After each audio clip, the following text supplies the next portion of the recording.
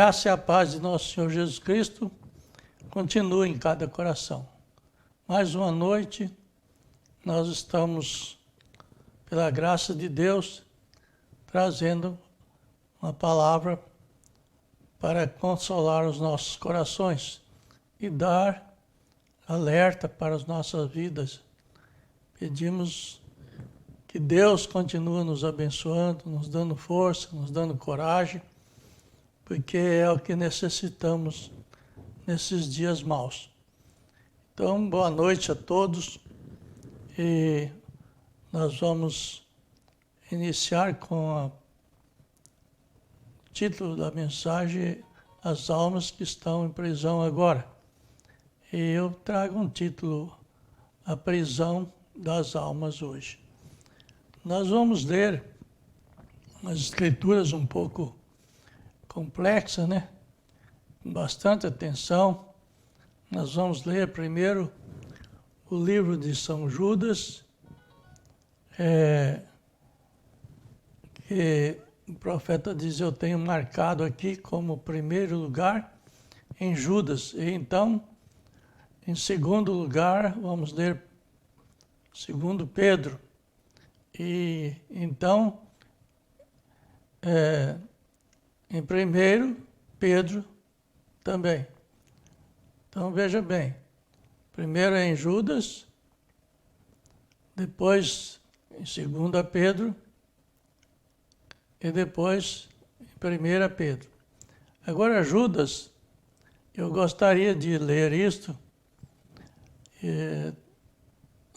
tudo, mas apenas para poupar tempo, porque já são, o profeta dizendo lá que era 10h30. E vou começar com o 5º versículo. Agora, Judas. Judas era um irmão de criação de Jesus. Como todos nós sabemos. Está vendo? Ele era filho de José. Mas quero lembrar-vos, como quem já uma vez soube isto, que havendo o Senhor salvo um povo, tirando ali da terra do Egito, destruiu depois os que não creram. O profeta dá um alerta a esse sentido. Ele diz, vamos repetir, mas quero lembrar-vos como a quem já uma vez soube isto, que havendo o Senhor salvo um povo, tirando-o da terra do Egito, destruiu depois os que não creram. Salvou-os primeiro, tirou-os do Egito, então teve de destruí-los, porque eles não continuaram com a mensagem deles.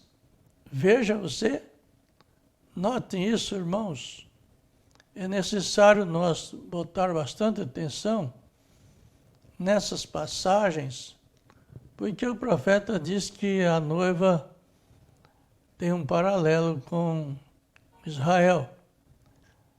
Como aconteceu com Israel, é o que acontece com a noiva. Então é necessário entender isso.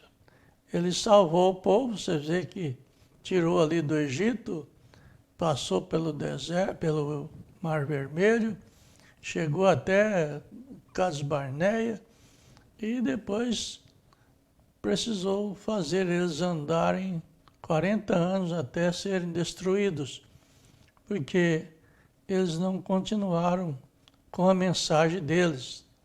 Note bem, e aos anjos que não guardaram o seu principado, mas deixaram a sua própria habitação, reservou na escuridão em mutação, prisões eternas até o juízo daquele grande dia.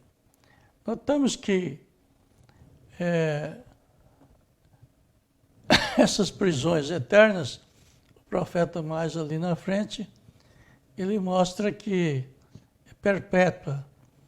Quer dizer, perpétua é usando um tempo. Ficaram até esse tempo. Agora, no parágrafo 26, 28 aqui, o profeta diz, parágrafo 28 das almas encarceradas. O profeta diz, anjos que uma vez ficaram no céu, não guardaram o seu estado e a maneira que eles eram ali dentro, apostataram-se e agora estão em prisões eternas também, de escuridão, prisões perpétuas de escuridão, mantidos nesta condição até o juízo do grande dia, quando eles serão julgados com todos os demais incrédulos. Aqueles anjos, vocês verão que isto é um pouco complexo, porque nós só pensamos às vezes que Deus é bom. E na realidade Ele é bom, mas Ele tem a sua maneira de julgar e de punir. Agora, em 2 Pedro, capítulo 2, a gente está lendo a palavra aqui, irmãos, conjunta com os parágrafos da mensagem. Por isso que eu não fiz uma leitura oficial, mas vocês estão vendo que nós estamos lendo conjunta com o parágrafo. Aqui no parágrafo 19, o profeta mostra a leitura de 2 Pedro. O segundo capítulo, começando com o 4º versículo, o qual será somente um livro ou dois detrás disso.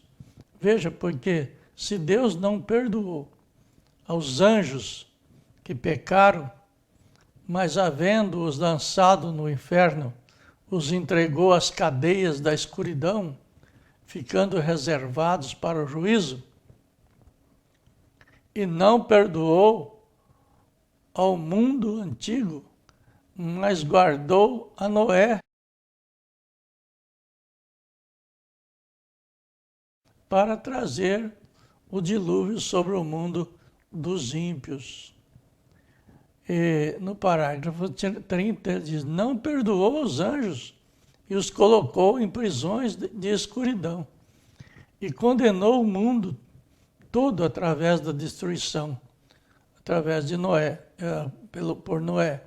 Agora, o profeta diz, no capítulo 1 Pedro, o capítulo 3, e começando com o versículo 18. Nós lemos novamente. Agora, ouça com atenção agora.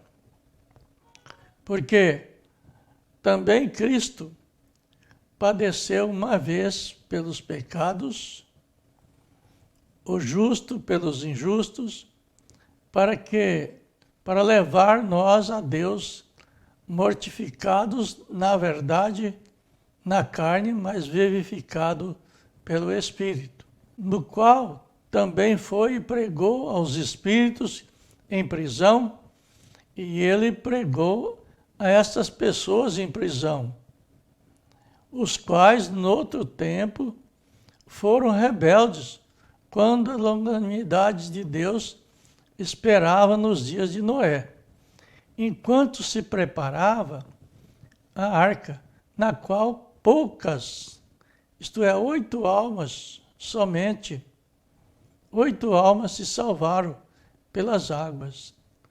Notamos aí também como uma verdadeira figura agora vos salva. O batismo não no despojamento da imundícia da carne, mas do indagar de uma boa consciência para com Deus, pela ressurreição de Jesus Cristo, a qual está à destra de Deus, tendo subido ao céu e havendo-se sujeitado os anjos e as autoridades e as potências. E nós oremos novamente. Vamos orar então agora. Senhor Jesus, que o Senhor dê em nós um conhecimento, que o Senhor alerta em nós, adverte as nossas almas, pelo que estamos vendo e ouvindo, Senhor.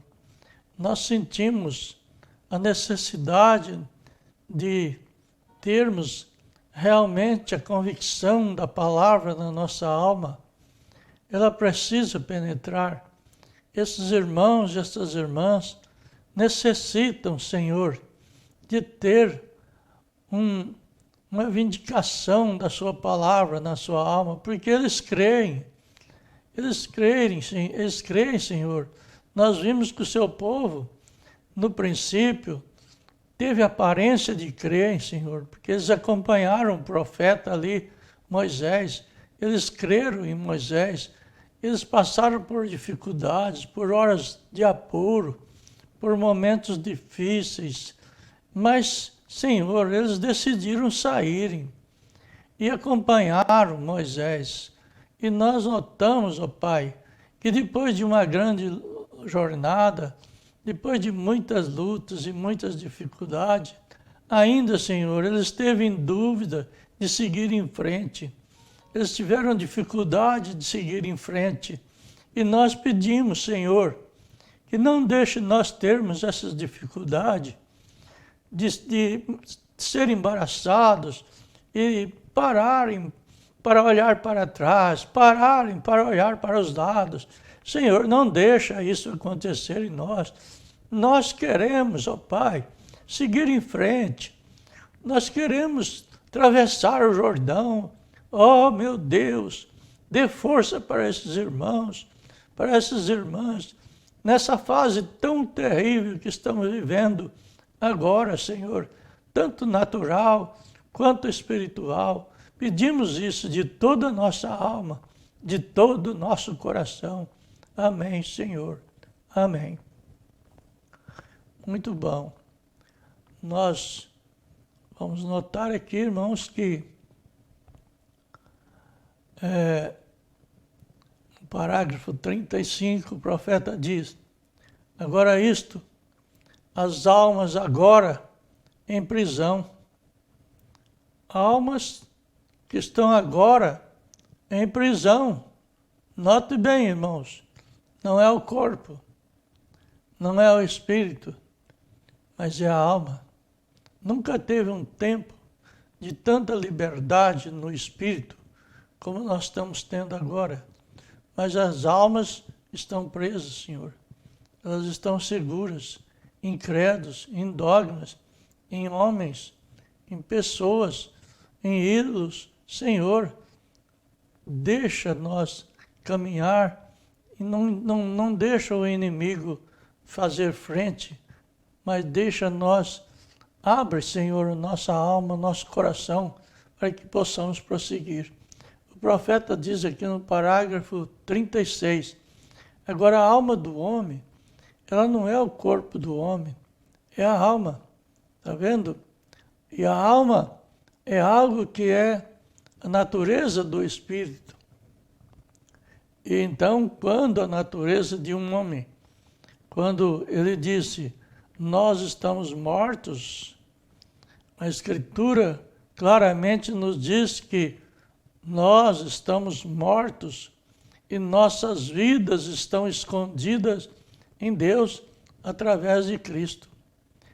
Olha, selada ali pelo Espírito Santo. Agora, não foi o seu corpo que morreu, não foi o seu espírito que morreu, foi a natureza do seu espírito que morreu. Veja que a natureza do seu espírito é a alma. Por isso, o pecado destruiu. Porém, a fé é que traz a ressurreição dessa alma no seu ser, crendo no Senhor Jesus Cristo de todo o seu coração, de toda a sua alma. A natureza da sua alma é Deus. Se você nasceu de novo, diz o profeta. Se você não nasceu de novo, veja, se não for nascido de novo, ela é do mundo. Qualquer coisa que começa tem que acabar. Então, portanto, a única maneira de você poder ter vida eterna é ter a vida que realmente nunca começou. Vocês vão notar, irmãos, uma paradinha aqui, uma coisa, que nós temos tanto cuidado pela nossa vida humana, temos medo agora, muito temor, muito medo do vírus, de tantas coisas que estão se acontecendo. Temos muito medo, zelamos muito da vida, andamos com cuidado. Mas, irmãos, esta vida, ela é passageira. Nós temos que pensar na vida eterna. Quase pouca gente pensa assim. A vida eterna é que é a vida real. Esta vida que temos é a sombra. E essa vida eterna, nós perdemos ela no Éden.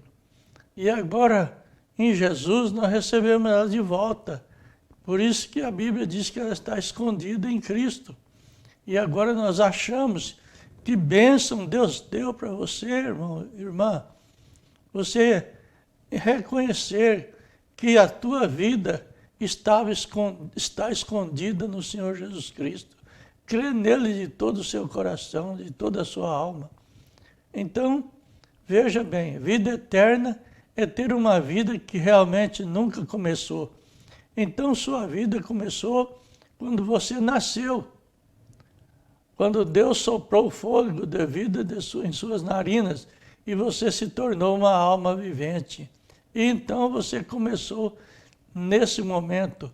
Porém, quando você nota aqui que quando nós encontramos com Jesus, nós descobrimos que Jesus, em seu ministério, depois que ele havia pregado às pessoas, ele já tinha terminado assim com as pessoas.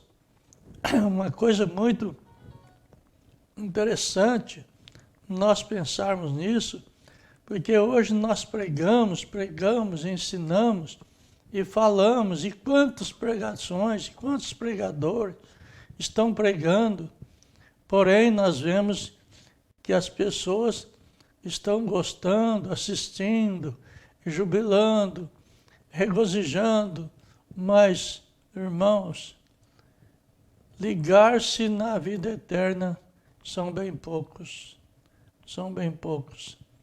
Mas Deus tem dado a um pequeno grupo a fé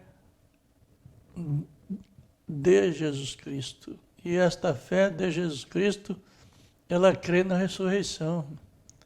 A fé, Cristo em nós é a esperança da glória. Agora, nós vamos ser bem bíblicos nisso, diz o profeta.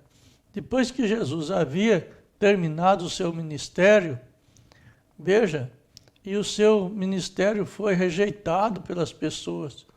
Agora, vocês lerão nas entrelinhas, tire a sua própria concepção. Lembrem-se do que eu lhe disse no começo, depois que ele havia pregado, porém, depois dos dias de sua pregação, seu ministério continuou adiante, porque o último grupo no qual ele pregou foi as almas que estavam no inferno. Note bem isso aqui. Se vocês prestarem atenção,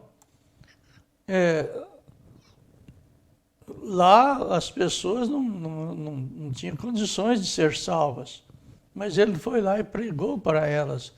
Nós vemos, irmãos, que agora nós estamos numa fase de tempo que as pessoas estão com dificuldade de reconhecer a salvação, porque há tantas pedras de tropeço, há tantas dificuldades, há tantos problemas na vida que hoje as pessoas não creem mais.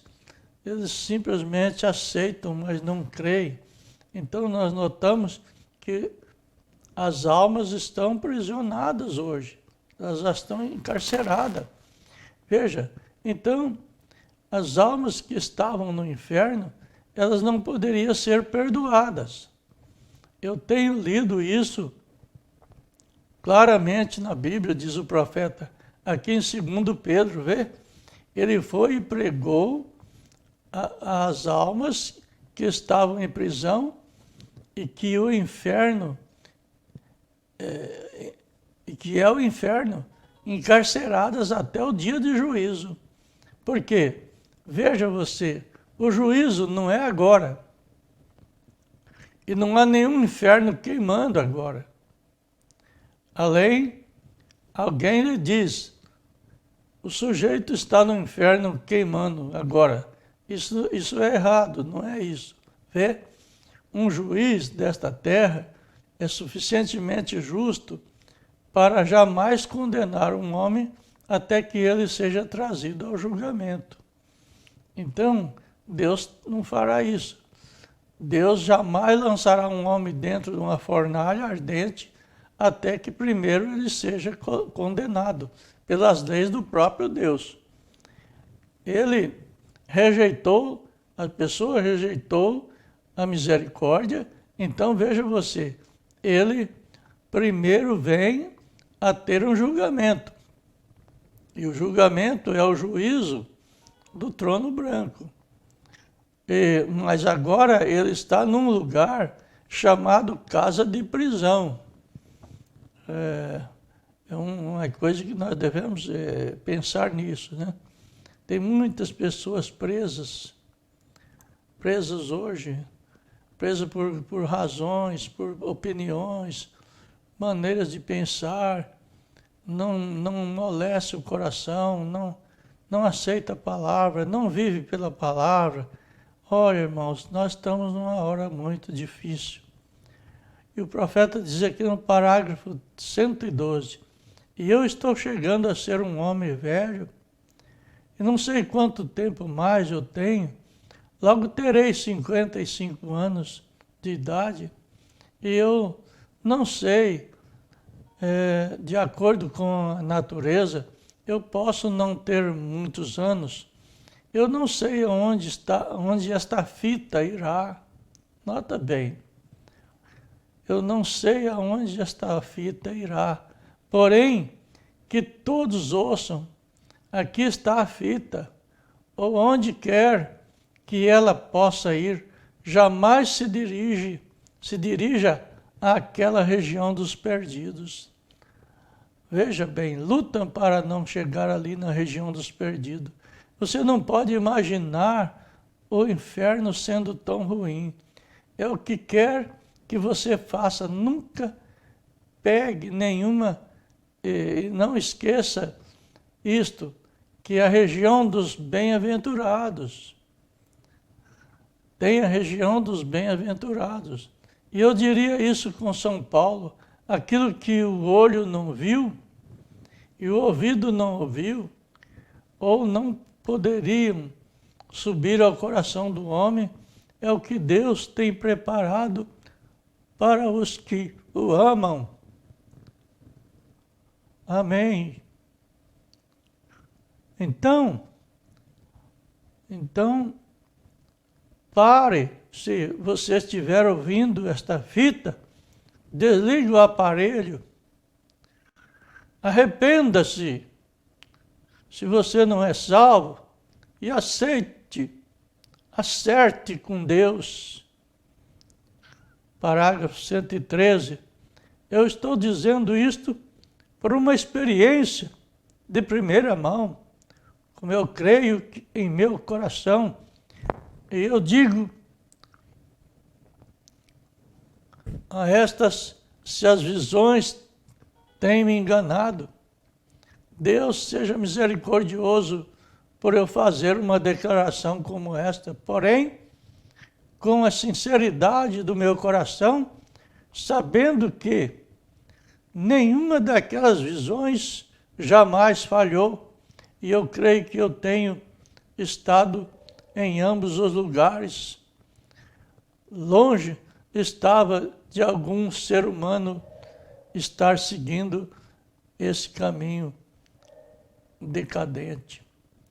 O profeta de Deus, ele teve nas duas regiões, ele teve na região dos perdidos, quando ele era uma criança, e tudo que ele viu ali naquela região dos perdidos, que ele estava morrendo, e quando ele já um pouco de idade, ele estava ali numa loja, num mercado, e tudo aquilo que ele viu ali naquela cena de quinta dimensão, ele viu ali fisicamente ali naquele mercado, naquela loja.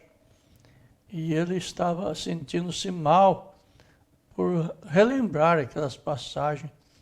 Então ele dá aqui um conselho para que a gente não parte para seguir um caminho decadente, mas que nós estejamos força, coragem, ânimo, dando passo a passo, mas vamos em frente. No parágrafo 114, ele disse: Jesus, depois que ele terminou o seu ministério e pregou aquelas almas que não podiam ser salvas, que jamais poderiam ser salvas, agora a Bíblia nos diz que ele foi e pregou às almas que estavam em prisão, que não se arrependeram quando a misericórdia lhe foi dada. Eles rejeitaram com desprezo a misericórdia. E agora eles estão esperando pelo juízo. Oh, que tempo que deve ter sido. Oh, quisera que houvesse algum meio de poder sacudir o mundo com isso, para deixar eles ver qual é a realidade. As pessoas estão dormentes, as pessoas estão religiosas políticas, as pessoas estão completamente diferentes do que é o Evangelho para a nossa vida. Muito diferente do que a Bíblia nos ensina, do que o profeta nos ensina. Os mistérios devem ser o mesmo, tanto que ele disse: eu vejo alguns de vocês anotando, o profeta diz, as Escrituras.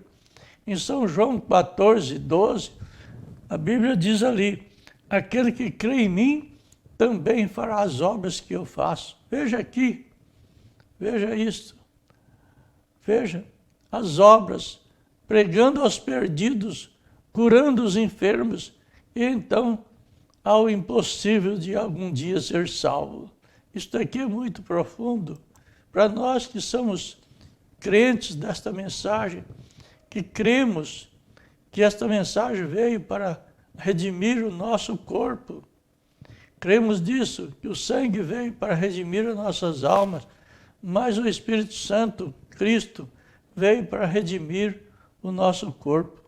E nós vimos que estamos pregando para os três tipos de pessoas. Pregamos para eleitos, que são chamados pela palavra, pregando para crentes de outra maneira, que ao crerem serão salvos, e pregando para aqueles que são impossíveis de ser salvos. Que coisa tremenda, sempre o tempo continuou exatamente o mesmo. O profeta diz aqui, ó, estão vendo? A obra continuou exatamente do mesmo modo. Então isso tem sido que eu possa colocar isso, o ministério de Jesus Cristo reencarnado em sua igreja. Vamos repetir isso? Então isso tem sido que eu possa colocar assim, o ministério de Jesus Cristo reencarnado em sua noiva, em sua igreja, nesses últimos dias. Isso é o que muitos de nós cremos. Eu creio com vocês, diz o profeta. Eu creio nisso. Se eu não cresce nisso, eu faria alguma outra coisa com respeito a isso, porque, afinal de contas, sou eu que estou preocupado aqui. E se o Espírito de Deus estiver em você, você se preocupa com as outras pessoas também. Olha bem isso, irmãos. Isto é mais do que nós pensamos. Isto é mais do que religião. Isto é mais do que igreja. Isto é mais do que ceia. Isto é mais do que toda a jornada da vida. Isto é uma jornada em um mundo invisível. Uma união invisível da noiva de Cristo, Amém, Jesus. O profeta diz aqui no parágrafo 117, havia uma escritura que sempre me intrigava, como que Moisés podia dar a Deus uma ideia melhor do que Deus tinha. Você nota bem isto. Moisés deu uma ideia a Deus melhor do que a que Deus tinha. Vamos ver isso? Aí a gente fala assim, Deus não muda. Mas ele aceitou a ideia de Moisés. Veja bem. O profeta diz aqui no parágrafo 117, há homens em prisão hoje. Havia uma escritura que sempre me intrigava. Ele diz, como que Moisés podia dar a Deus uma ideia melhor do que Deus tinha? Até que eu descobri que era o Cristo, era o Espírito de Cristo em Moisés. Veja bem, o Espírito de Cristo em Moisés. Está vendo? Deus disse, Moisés, separa-te deles, eu destruirei a coisa toda e começarei de novo contigo. E Moisés disse, Senhor, ele se lançou na brecha, ele disse, toma-me, risca o meu nome, desfaz destas mesmas pessoas que havia se revelado. Seu coração sentia piedade delas, está vendo? Vocês notaram? Vou repetir esse parágrafo aqui. Ele disse, Senhor, Moisés, quando Deus falou que iria acabar com todos e começar com ele de novo, ele entrou na brecha por aquelas pessoas. Ele disse, Senhor, ele se lançou na brecha, ele disse, toma-me, risca o meu nome, desta mesma pessoa que havia de se revelado, seu coração sentiu piedade delas. Está vendo? Nós, às vezes, as pessoas rebelam, nós ficamos nervosos e culpando um outro e achando que é isso, que é aquilo. Você vê que Cristo não é assim. Cristo não age dessa forma. Cristo estava em Moisés. Era mais do que a pessoa de Moisés. Era o próprio Deus que estava tentando realizar uma coisa, estava em Moisés tentando ajudar a mesma coisa. Porque em Moisés estava o ser humano e em Jeová estava só o ser espiritual. Por isso que ele achou isso para Deus, deu essa ideia para Deus. Agora notamos, em alguma vez, esconder algo de um povo que você ama mais do que a si mesmo.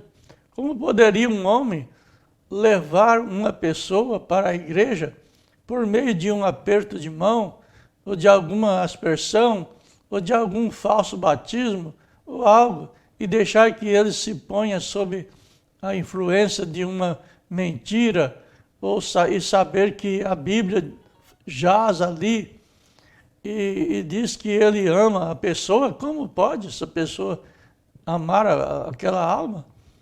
Ainda, o profeta diz no 121 aqui, ainda que eu tenha de pedir esmola para o meu sustento, olha o que ele diz, o que quer que seja, que eu seja honesto com Deus e com as pessoas para dizer a verdade a elas, que eu jamais seja um enganador. Como posso enganar a quem eu amo?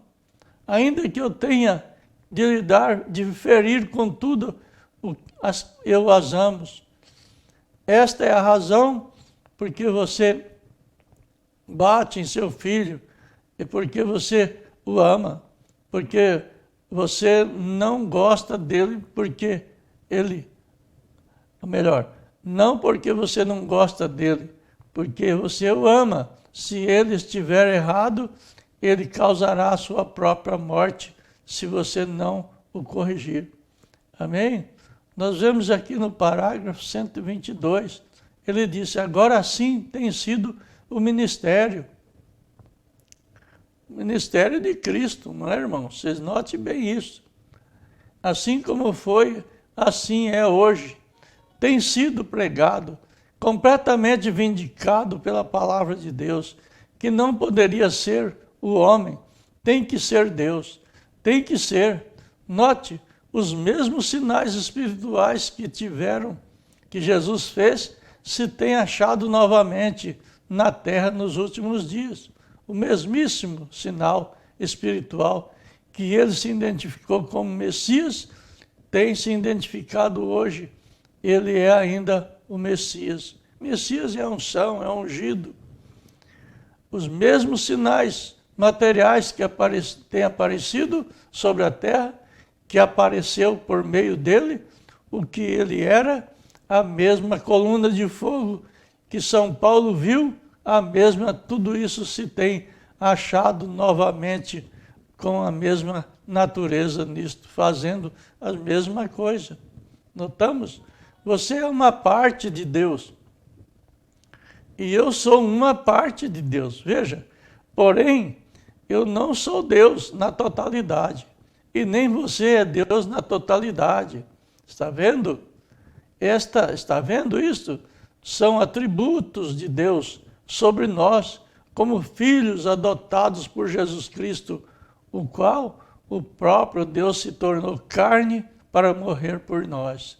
Lembre-se dos anjos que não guardaram seu principado, porém foram deixados ali naquela casa de prisão, em trevas, onde o mundo está andando hoje.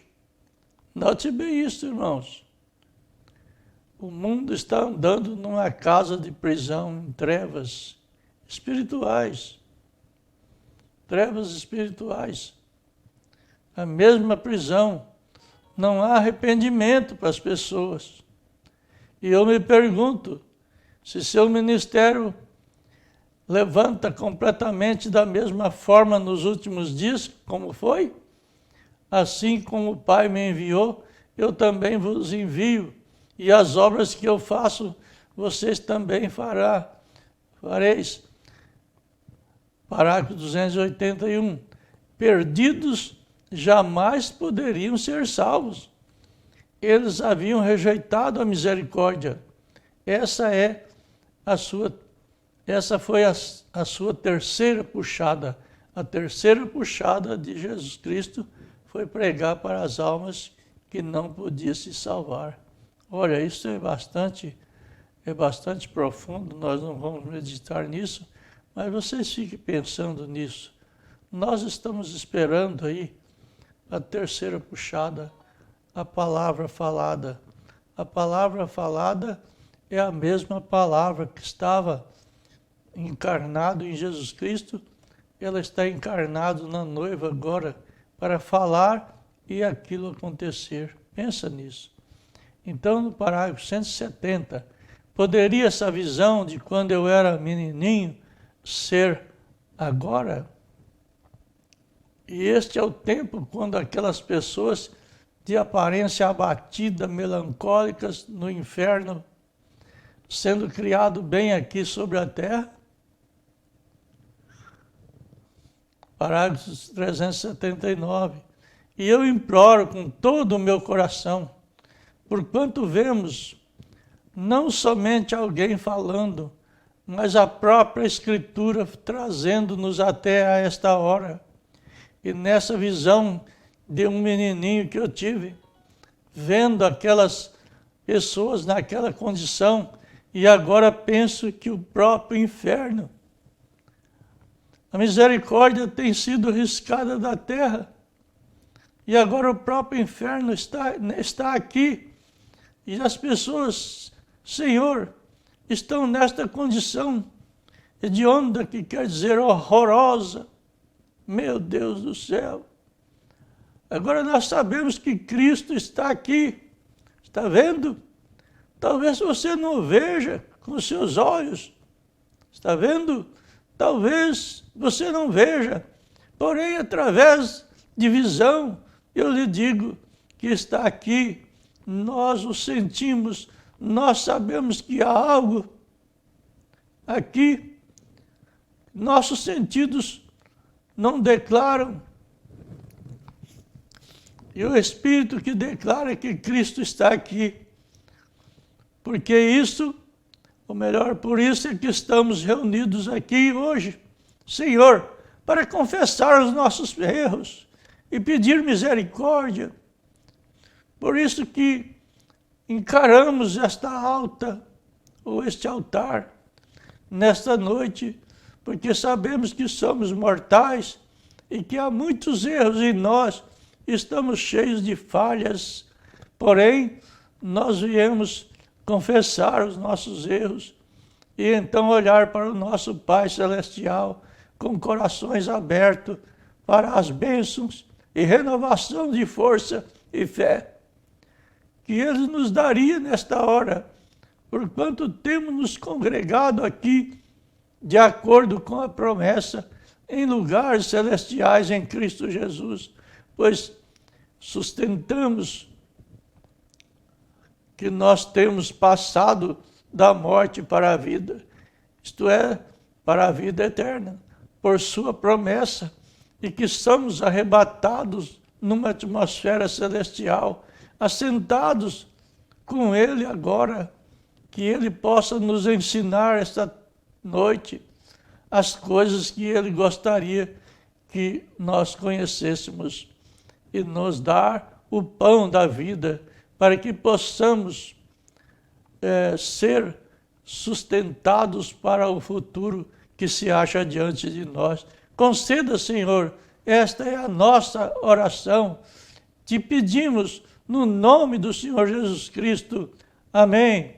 Amém. Vamos orar, irmãos. Vamos orar. Ora por aqueles que estão em aflição. Ora por aqueles que precisam de uma decisão.